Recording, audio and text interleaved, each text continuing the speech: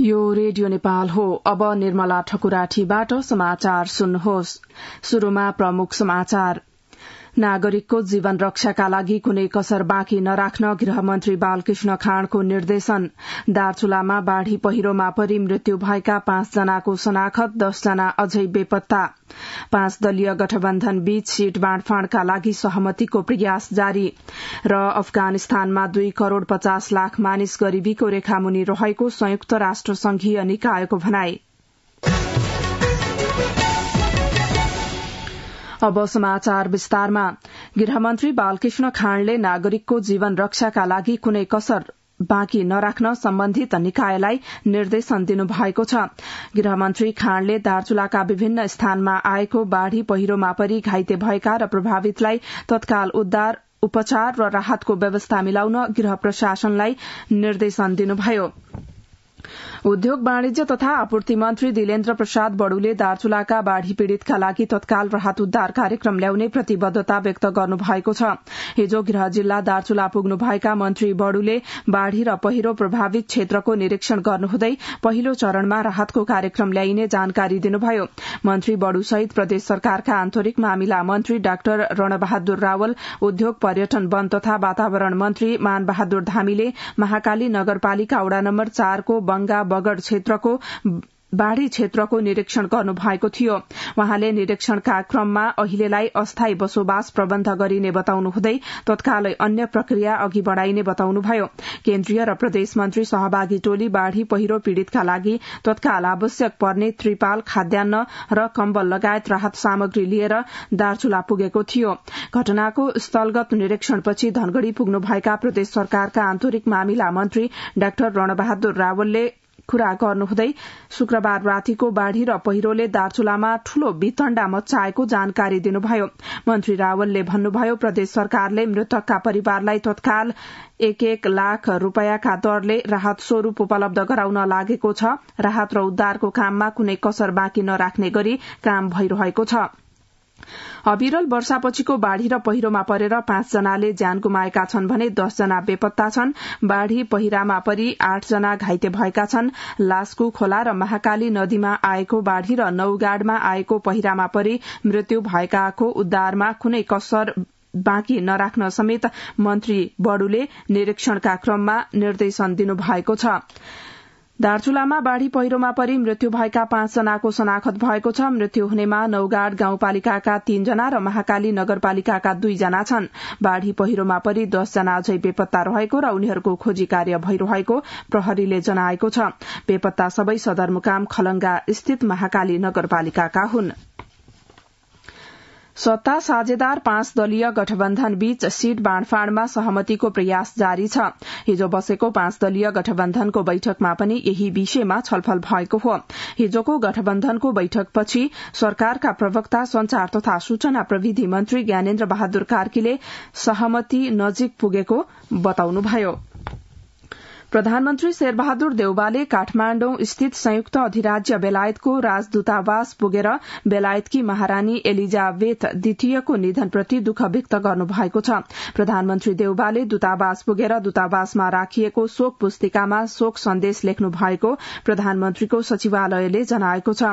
महारानी एलिजाबेथ द्वितीयको 96 वर्षको उमेरमा यही भदौ 23 गते राति निधन भएको थियो। रेडियो नेपालबाट सुन्दै हुनुहुन्छ। बिहान 9 बजेको समाचार। अब केही बेर विज्ञापन र सन्देश।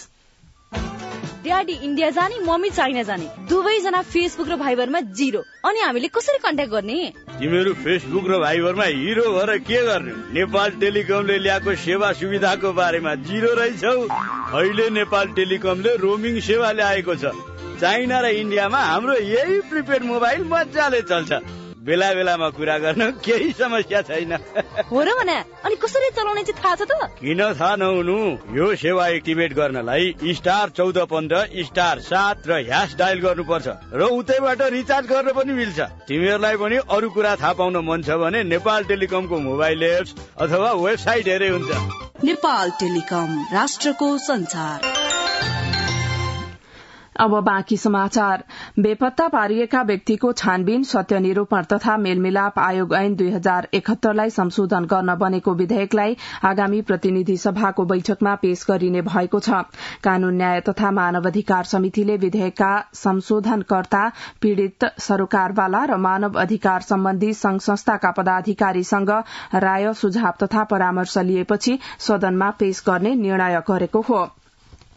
नेकपा एमालेका अध्यक्ष केपी शर्मा ओलीले नागरिकता विधेयकको विषयलाई लिएर सरकारले तनाव बढ़ाउन खोजेको आरोप लगाउनु भएको छ।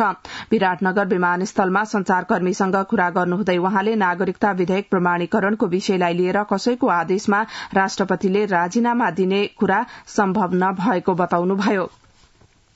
हिन्दू परम्परा अनुसार आजदेखि पितृपक्ष अर्थात सोह्र श्राद्ध शुरू भएको छ।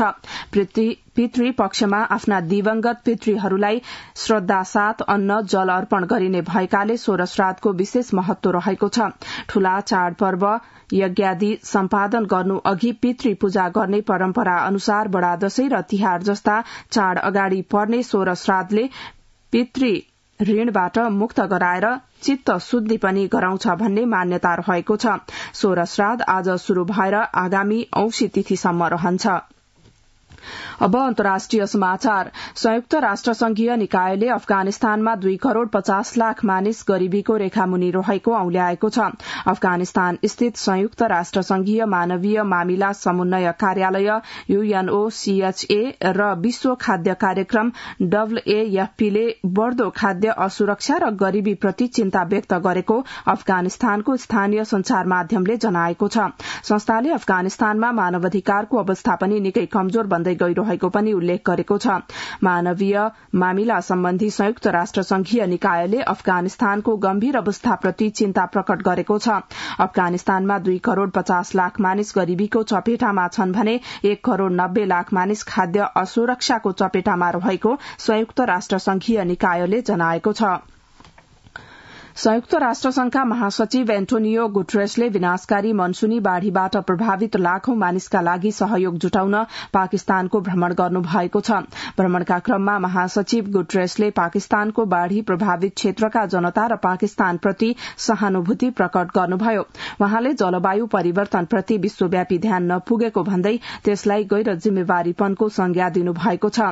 पत्रकार सम्मेलनमा महासचिव एन्टोनियो गुटरेसले जलवायु परिवर्तनप्रति विश्वले ध्यान नदिएकोमा दुःख व्यक्त गर्नुभयो। बेलायतका नयाँ राजा चार्ल्स तृतीयले राजाको जिम्मेवारी सम्हाल्नु भएपछि पहिलो सम्बोधन गर्नु भएको छ। बेलायतकी महारानी एलिजाबेथ द्वितीयको गत बिहीबार निधन भएपछि वहाँका जेठा छोरा चार्ल्स तृतीयले राजाको जिम्मेवारी पाउनु भएको हो। राष्ट्रका नाममा सम्बोधन गर्नुहुँदै वहाँले आफू पनि आफ्नी आमाले झैं आफ्नो जीवन पूरै नागरिकको सेवामा समर्पित गर्ने घोषणा गर्नु भएको छ। राजाको रूपमा पहिलो सम्बोधन गर्ने क्रममा वहाँले आफू आफ्नो माताको निधनबाट अत्यन्त दुखी रहेको उल्लेख गर्नु भएको छ। वहाँले आफ्नी आमालाई आफू र आफ्नो परिवारका लागि प्रेरणा र उदाहरणको पात्रका रूपमा चित्रित गर्दै वहाँको प्रेम, स्नेह, मार्गदर्शन, बुझाई र उदाहरणका लागि अरू परिवारले आफ्नी आमासँग महसुस गर्ने जस्तै गरी आफू पनि ऋणी रहेको बताउनुभयो। अब मौसम सम्बन्धी जानकारी। आज देशभर आंशिकदेखि सामान्य बदली रही पहाड़ी भागका केही स्थानमा मेघ गर्जन सहित हल्का वर्षा हुनुका साथै बागमती, गण्डकी र लुम्बिनी प्रदेशका 1-2 स्थानमा अधिक वर्षा हुने जल तथा मौसम विज्ञान विभागले जनाएको छ। आज दिउँसो काठमाण्डु उपत्यकाको अधिकतम तापक्रम 27 देखि 29 डिग्री सेल्सियसका बीच रहने अनुमान गरिएको छ। अन्त्यमा यस प्रसारणका प्रमुख समाचार फेरि एकपटक। नागरिकको जीवन रक्षाका लागि कुनै कसर बाँकी नराख्न गृहमन्त्री बालकृष्ण खाँडको निर्देशन। दार्चुलामा बाढ़ी पहिरोमा परि मृत्यु भएका 5 जनाको शनाखत, 10 जना अझै बेपत्ता। 5 दलीय गठबन्धन बीच सीट बाँडफाँडका लागि सहमतिको प्रयास जारी र अफगानिस्तानमा 2 करोड़ 50 लाख मानिस गरीबीको रेखामुनि रहेको संयुक्त राष्ट्र संघीय निकायको भनाई। रेडियो नेपालबाट बिहान 9 बजेको समाचार सकियो। यसपछि नेपाल भाषामा समाचार सुन्न सक्नुहुनेछ। हवस् त, नमस्कार।